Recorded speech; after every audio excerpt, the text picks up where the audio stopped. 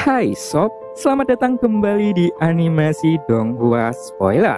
Pada pembahasan sebelumnya, menceritakan tentang Tuan Muda ke-12 yang membuka sebuah tirai cahaya, yang mana di sana ada sosok dari praktisi Tesu.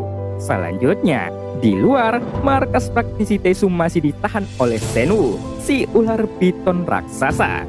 Tapi, tak lama kemudian, ada sebuah kapal yang sudah sampai. Ternyata, itu adalah Shoyan dan sang ratu.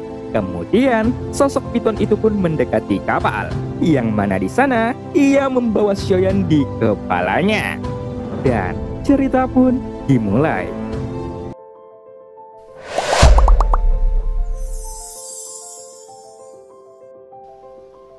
Alasan Tuan Muda ke-12 sangat percaya diri adalah karena ada formasi pertahanan Dewa Taisu yang sangat kuat. Jadi, dia berpikir bahwa pria di depannya tidak mungkin dapat menembus formasi itu. Ternyata benar. Kamu adalah salah satu dari para Tuan Muda Taisu. Dan di antara praktisi Taisu, sangat jarang orang yang memiliki jiwa. Bagaimanapun, mereka semua adalah sekelompok sampah tanpa jiwa. Jika kamu melakukan pertualangan seperti ini sendirian, apakah kamu tidak takut akan mati di sini? Ucap Shoyan sambil menatap Tuan Muda ke-12 dengan sangat dingin. Bahkan, di dalam kata-katanya ada sebuah penghinaan, seolah-olah kekuatannya sendiri 1 poin lebih kuat daripada komandan wanita ini. Kamu berani mengucapkan kata-kata liar kepada dunia Taisuku. Jika kamu memiliki kekuatan, apakah kamu bisa menembus formasi Dewa Taisuku? Dan aku tidak tahu siapa yang akan mati di sini, ucap Tuan Muda ke-12. Mendengar apa yang dikatakan oleh Shoyan, Tuan Muda ke-12 pun menatap Shoyan dan ia sangat marah. Lalu ia berkata sambil mencibir dan mengejek Shoyan. Namun ketika mendengar itu, Shoyan malah mengabaikannya sama sekali. Apakah kamu pikir dengan mengatakan omong kosong seperti itu, aku akan percaya? Kamu mengatakan bahwa formasi ini sangatlah kuat dan ini formasi pertahanan nomor 1 di dunia. Apakah menurutmu di dunia sensi tidak ada seseorang yang bisa mematahkan formasi Taisumu? Ucap Shoyan yang bertanya dengan serius. Suaranya jelas sangat keras, seolah-olah dia sengaja membiarkan Goyan untuk mendengarkannya. Kamu harus tahu, teknik formasi Taisu di antara 9 dunia adalah formasi yang paling kuat. Bahkan sempat dikabarkan bahwa tidak ada seseorang pun yang dapat mematahkan formasi ini di dunia sensimu, ucap Tuan Muda ke-12. Tepat ketika komandan tertinggi itu sedang berbicara, dia melihat Shoyan yang memasukkan tangannya ke dalam lengan jubahnya. Sialan, pembunuh 1000 pisau. Biarkan Tuan Goyan ini memberikannya pelajaran, ucap Goyan. Suara Goyan pun keluar dengan dingin, karena Shoyan yang menepuk Goyan sebelum Tuan Muda ke-12 berbicara, sehingga Goyan dapat mendengarkannya. Segera, sosok Goyan pun keluar dari jubah lengan Shoyan, tapi ia terhuyung-huyung saat dia berjalan, yang membuatnya sangat aneh dengan ukuran tubuhnya yang hanya seukuran telapak tangan. Dia berdiri di sebuah formasi dengan bola matanya yang memancarkan cahaya biru yang sangat megah. Sejauh ini, Tuan Goyan ini telah melihat berbagai formasi besar di dunia. Tapi baru sekarang ada orang yang tak tahu malu berani berbicara dengan liar. Jadi, biarkan aku melihat formasi macam apa yang begitu tak terkalahkan di dunia Taisumu, ucap Goyan sambil mendengus dingin. Dengan cepat, dari mata besarnya, cahaya biru pun meledak, menyapu dengan gila-gilaan. Apa ini? Apakah kamu benar-benar idiot? Ingin membandingkan dengan markas Dewa Taisuku yang sangat besar? Mungkin makhluk kecil dengan cahaya biru ini tidak berarti di markas praktisi Tesu. Mengapa kamu tidak mencari seseorang yang lebih bisa diandalkan? Ucap Tuan Muda ke-12 sambil mencibir, seolah-olah dia tidak peduli dengan cahaya biru yang menyapu ke arah tubuh besar markas praktisi Tesu. Namun, tepat ketika dia selesai berbicara, tiba-tiba cahaya biru pun menyebar hingga ratusan kaki. Dan itu langsung menyelimuti tubuh markas Dewa Taisu dengan sangat gila-gilaan. Melihat pemandangan itu, senyuman di wajah tuan muda ke-12 tiba-tiba langsung membeku. Bahkan, ekspresi di wajahnya berubah menjadi keterkejutan yang tidak ada habisnya. Karena dia dapat melihat dengan jelas seluruh formasi pertahanan Dewa Taisu sedang mengalami retakan dalam jumlah besar. Bajingan, makhluk macam apa itu? Mengapa cahaya biru ini bisa menghancurkan pertahanan markas Dewa Taisuku? Ucap tuan muda ke-12 yang sambil meraung. Wajah bangga sebelumnya hilang seketika. Melihat pemandangan itu, Xiaoyan pun langsung bergegas karena dia merasa ini adalah momen yang sangat tepat. Jadi, dengan cepat, dia pun menyapu ke arah retakan formasi pertahanan dari markas praktisi Taisu dengan sangat ganas. Kemudian, ia langsung mengayunkan tinjunya dan menghantam ke arah formasi pertahanan itu dengan sangat keras. Dengan suara teradam, teriak pun muncul di formasi pertahanan markas praktisi Taisu. Jelas, Goyan telah memberitahu Xiaoyan saat dia membuka formasi ini. Dia harus langsung bergerak. Bagaimanapun juga, ini bukan pertama kalinya Goyan untuk memberitahukan kelemahan teknik formasi pertahanan markas Dewa Taisu. Jadi, Xiaoyan setuju dan langsung mempraktekkannya. Apakah kamu tahu, tuanku sendiri tidak berani menyebut diriku sebagai orang nomor 1 di dunia. Meskipun formasi ini dianggap sangat kuat, namun formasi ini bukanlah yang terkuat, ucap Goyan yang tiba-tiba. Setelah Goyan selesai berbicara, dia memperhatikan formasi ini dengan sangat serius. Sepertinya formasi ini sangat familiar, seolah-olah aku pernah melihatnya di suatu tempat sebelumnya, gumam Goyan di dalam hatinya. Pada saat ini, tidak peduli markas Dewa Taisu mencoba yang terbaik untuk mempertahankan formasi besar itu. Di bawah cahaya biru mata Goyan, itu langsung rusak. Bahkan, dia tidak dapat mencegah keruntuhannya yang semakin menyebar. Kamu sebelumnya ingin menghancurkan avatarku. Jadi sekarang, aku ingin mengembalikannya kepadamu berkali-kali lipat, ucap Xiaoyan yang berkata dengan marah. Kemudian, saat Xiaoyan menuju formasi pertahanan markas Dewa Taisu, tiba-tiba Avatar Yuanzhen datang dari kejauhan dan ia berdiri di samping tubuh utama Xiaoyan. Kemudian, di bawah tatapan tuan muda ke-12, kedua sosok itu langsung bergabung menjadi satu. Ternyata, klan Yuanzhen ini hanyalah avatarmu, ucap tuan muda ke-12 yang berkata dengan bingung.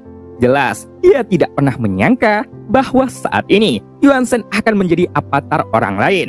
Bagaimanapun juga, di dalam rumor, klan Yuanzhen dilindungi oleh jiwa para leluhurnya. Jadi, seharusnya sangat sulit untuk diambil sebagai avatar. Bahkan, jika mereka bisa diambil sebagai avatar, pasti itu akan mendapatkan serangan balik dari avatarnya sendiri. Oleh karena itu, semua klan Yuanzhen telah jatuh dengan cara yang sombong. Jadi, hampir tidak mungkin klan Yuanzhen dapat menjadi avatar seseorang. Memikirkan hal ini, tuan muda ke-12 hampir gila. Bahkan, sebelum dia bisa mendapatkan ketenangannya kembali, dia dapat melihat dengan jelas. Setelah keduanya bergabung, ada tanda bintang berkedap-kedip di antara alis Xiaoyan. Tapi, yang membuat pupil tuan muda ke-12 semakin menyusut, ada tanda Yuanzhen bintang 7 yang bersinar. Meskipun sebelumnya, kekuatan pukulan orang ini tidak sebanding dengan kekuatannya sendiri, tetapi sekarang, bukankah akan menjadi semakin kuat? Aku tidak tahu apakah formasi pertahanan itu dipatahkan oleh mata anjing itu atau pukulan terang ini, gumam tuan muda ke-12 di dalam hatinya.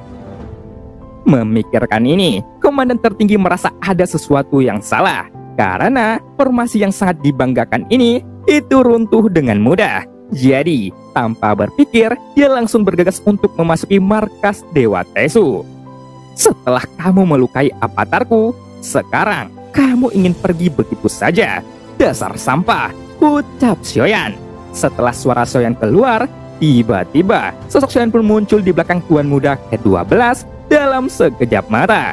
Karena ada kilatan cahaya guntur yang seperti sutra di bawah kakinya. Dan dia berjalan menggunakan kilatan cahaya guntur tersebut. Segera, sosok Xiaoyan pun mengayunkan tinjunya dengan ganas, dan ia langsung menghantam tuan muda ke-12.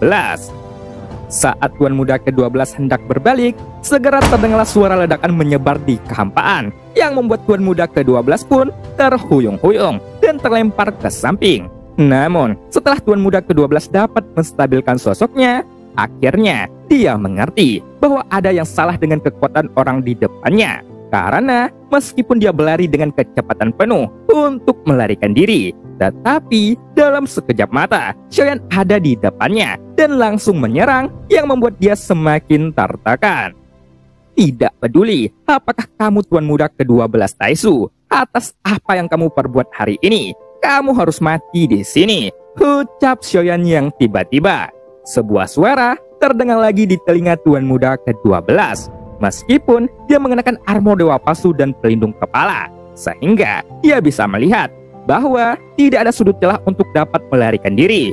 Meskipun begitu, dia masih bergerak mundur dengan sangat cepat. Apakah kamu terlalu lemah sehingga kamu ingin melarikan diri? Ucap Xiaoyan. Kemudian, langkah kaki Xiaoyan pun menggelegar dengan kilatan cahaya guntur yang tak terhitung jumlahnya. Itu menyebar di kehampaan sehingga kilatan cahaya guntur ini dapat melancarkan serangannya dengan sangat cepat. Jadi, meskipun tuan muda ke-12 tidak melawan dan terus mencoba melarikan diri, dia tidak bisa mundur sama sekali. Karena Xiaoyan juga tahu jika dia tidak menghentikan pelariannya ke arah markas Dewa Taisu, begitu dia memasuki markas Dewa Taisu, maka situasinya akan menjadi sangat sulit untuk menangkapnya. Melihat Xiaoyan yang masih terus mengejarnya, tuan muda ke-12 pun segera berkata, "Semua pasukan, cepat aktifkan formasi kekosongan Dewa Taisu," ucap tuan muda ke-12. Apakah kamu pikir bisa menjebakku di sini?" ucap Xiaoyan. "Di dalam kehampaan dan kegelapan, aku ingin melihat apakah kamu dapat menahan penekanan dari sejuta orang yang sangat berat," ucap tuan muda ke-12 sambil berteriak dengan keras. Setelah suara itu keluar, tiba-tiba ada kekuatan yang sangat besar menyelimuti sosok Xiaoyan. Tetapi Xiaoyan tidak berhenti, seolah-olah di bawah penekanan ini itu tidak memiliki efek apapun. Segera Xiaoyan pun mengayunkan tinjunya dengan liar, yang membuat kekuatan yang menakutkan langsung menyelimuti tuan muda ke-12 seperti ombak yang sangat besar. Melihat itu, tuan muda ke-12 pun tiba-tiba berhenti. Jelas, dia tidak punya pilihan selain memblokir serangan dari Xiaoyan ini. Dengan cepat, suara ledakan pun bergema saat kedua kekuatan pun bertabrakan di udara. Sepertinya suamiku sedang di atas angin. Seharusnya dengan setetes esensi darah dari Yang Mulia. Jadi, seharusnya cukup untuk membunuh tuan muda ke-12 ini. Tapi, setelah pertempuran ini selesai, dia juga akan membayar harga yang sangat mahal. Bagaimanapun, untuknya, terobosan adalah anugerah dan kegelapan adalah kesulitan, gumam sang ratu yang berkata di dalam hatinya. Karena dia melihat dari kejauhan, keduanya sedang dalam pertarungan. Sebenarnya, alasan mengapa Xiaoyan mampu melawan Dewa Abadi adalah karena Xiaoyan menelan setetes esensi darah dari Yang Mulia Zhujiang. Sehingga kekuatan Yang Mulia Zhujiang yang memasuki tubuh Xiaoyan pun menyatu dengan tubuhnya. Sehingga Xiaoyan merasa kekuatan Yang Mulia Zhujiang tidak ada habis-habisnya di dalam dirinya.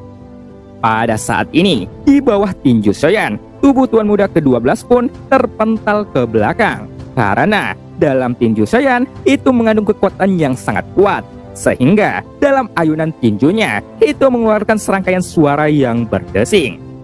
Bajingan, bagaimana orang ini bisa memiliki kekuatan yang sangat menakutkan seperti itu?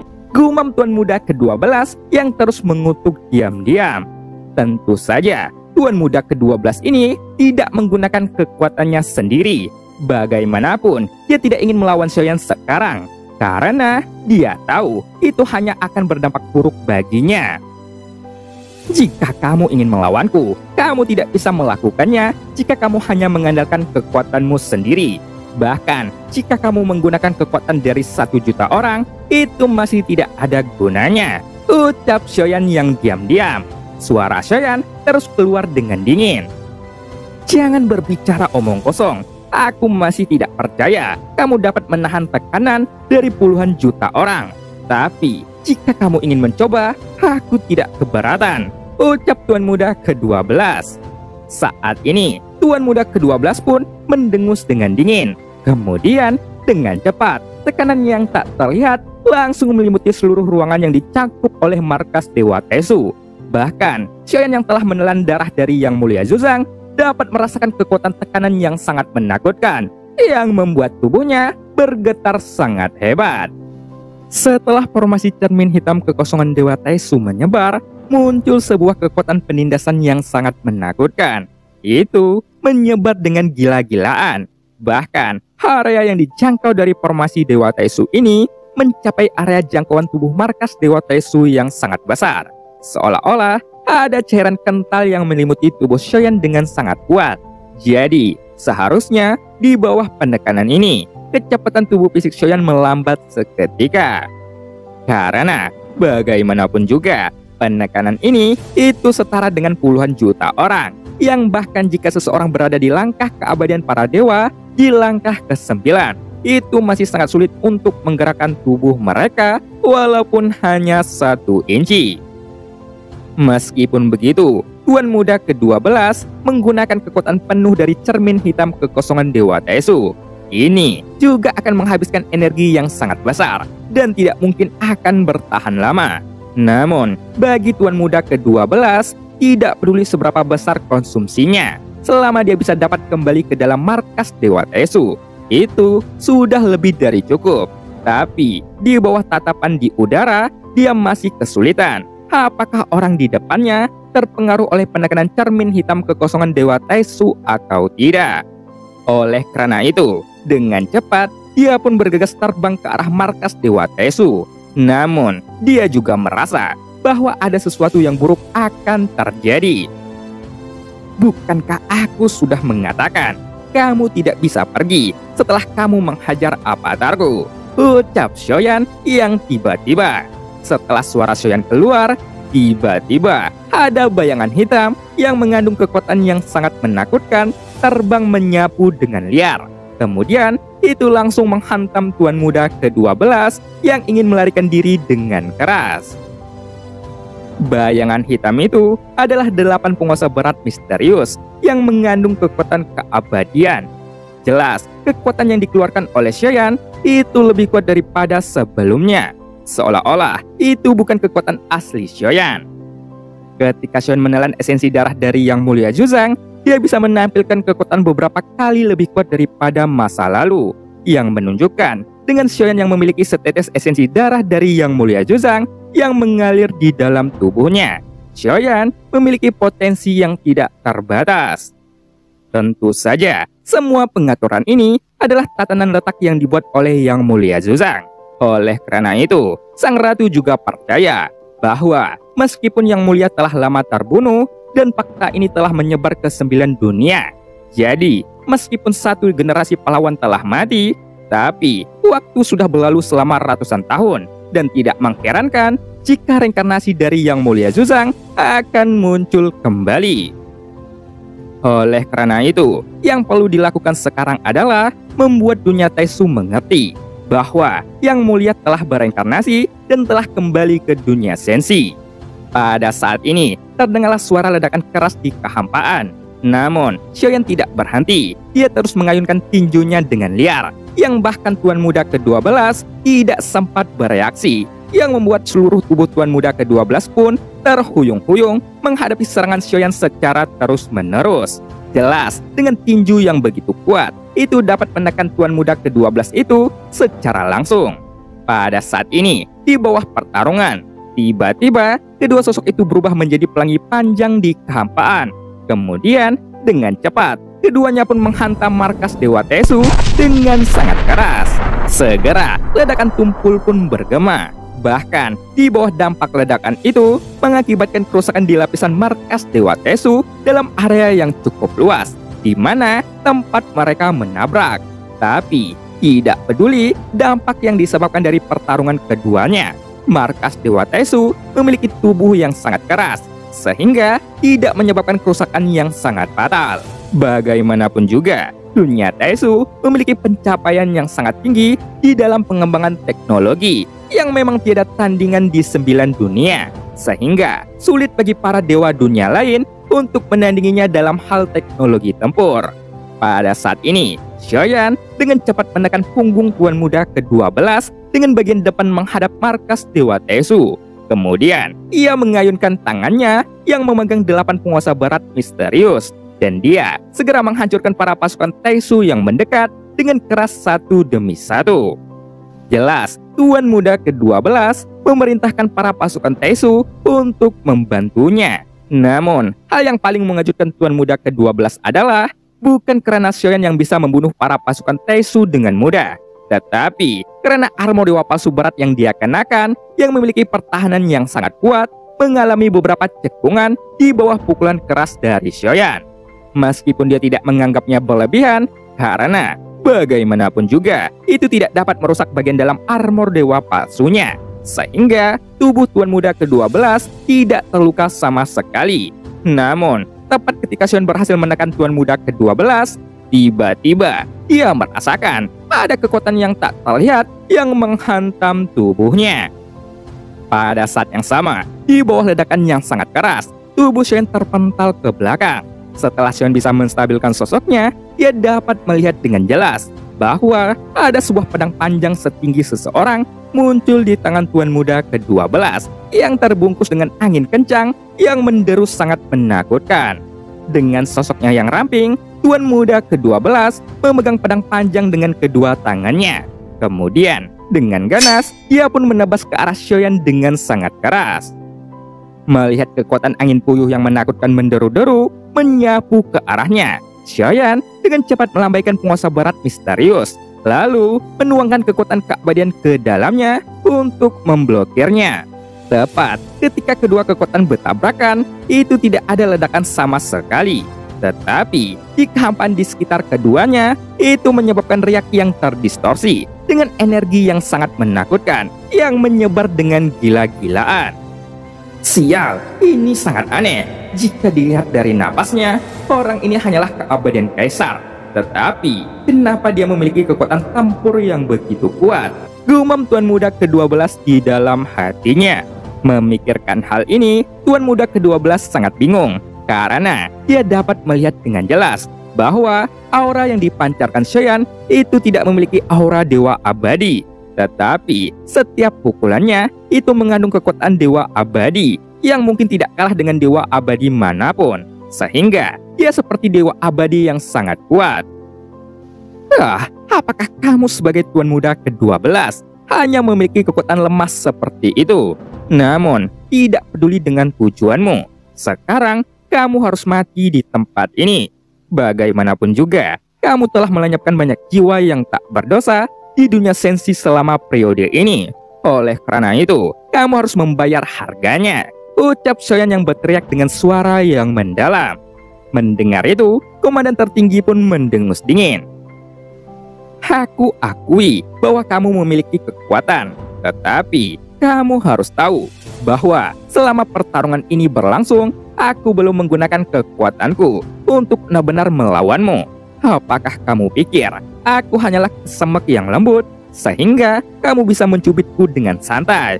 Ucap Tuan Muda ke-12 yang mencibir balik Xiaoyan. Jelas, dia tidak senang dihina oleh Xiaoyan secara terus-menerus. Segera, dia memegang pedang panjang dengan erat. Kemudian, aura yang ganas menyebar darinya. Sepertinya, sekarang kamu memiliki sedikit kepercayaan diri. Tapi, apakah kamu sadar kamu tidak bisa melarikan diri sampai sekarang? Jadi, apakah kamu tidak menyadarinya? Ucap Xiaoyan yang berkata dengan santai.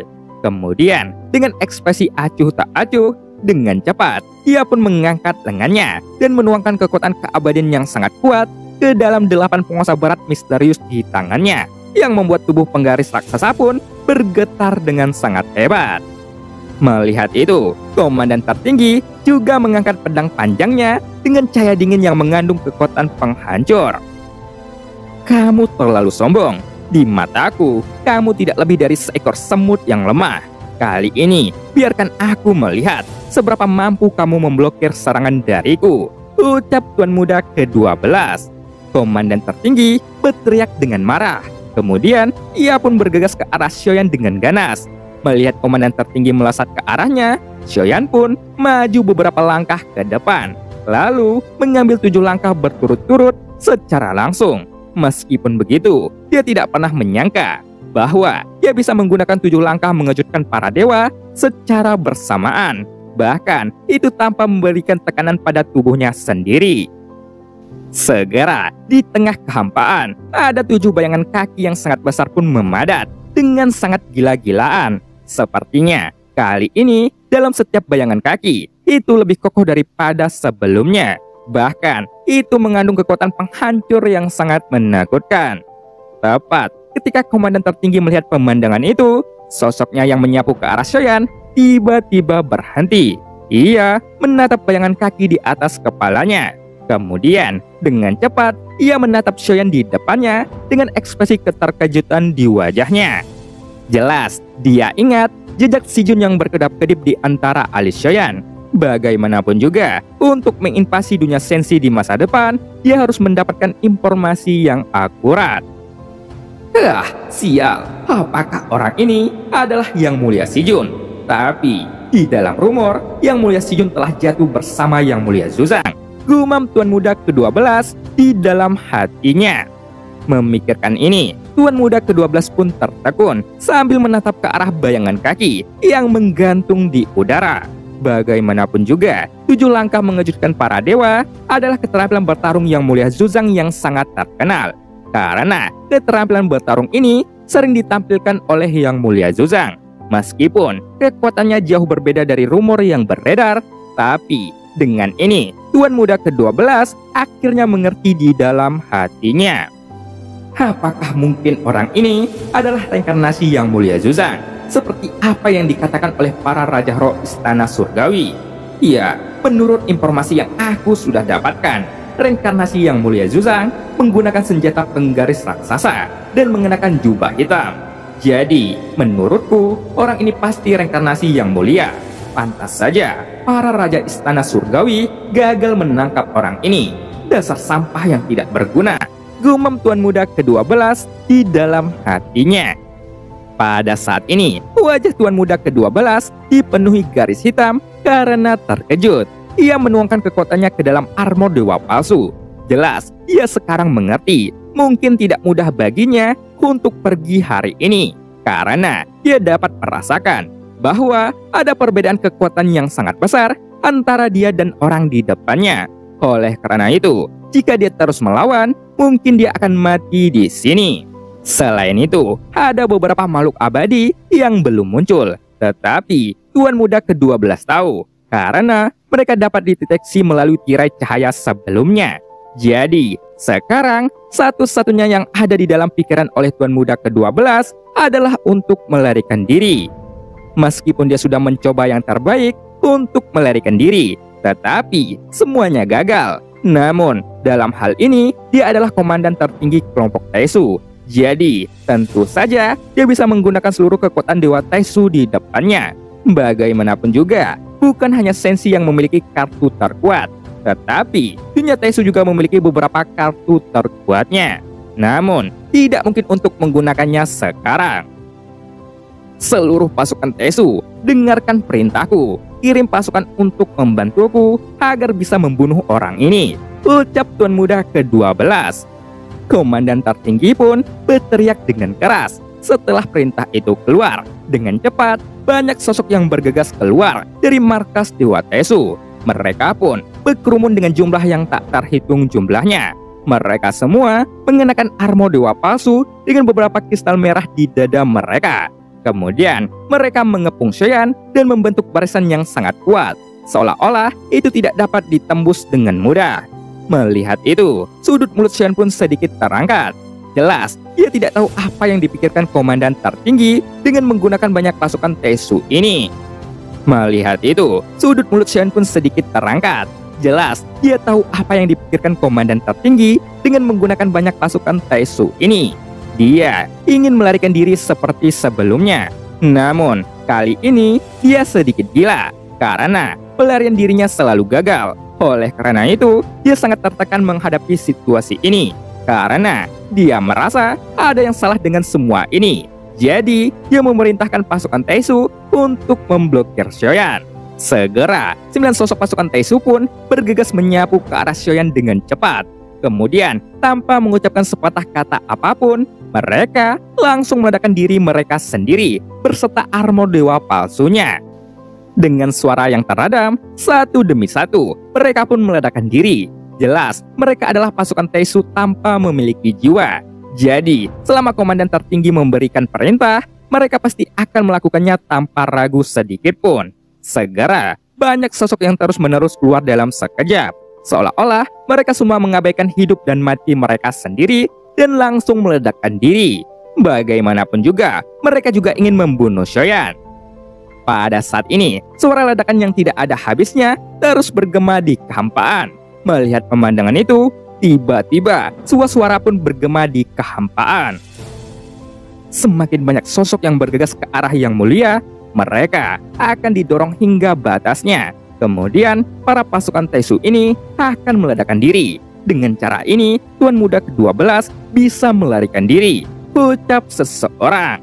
Setelah suara itu keluar, sesosok pria kuat pun melancarkan serangan menggunakan kekuatan jiwa. Jadi, Xiaoyan sedikit mengeringit karena Xiaoyan tahu bahwa para pasukan Taesu ini tidak memiliki jiwa. Meskipun mereka tidak terlihat berbeda dari orang biasa, tetapi alasan mengapa mereka melakukan ini karena di dalam diri mereka sendiri hanya ada keinginan dan kepatuhan tanpa syarat yang ditanamkan oleh dunia Taesu, sehingga mereka tidak dapat menolak perintah dari dunia Taesu.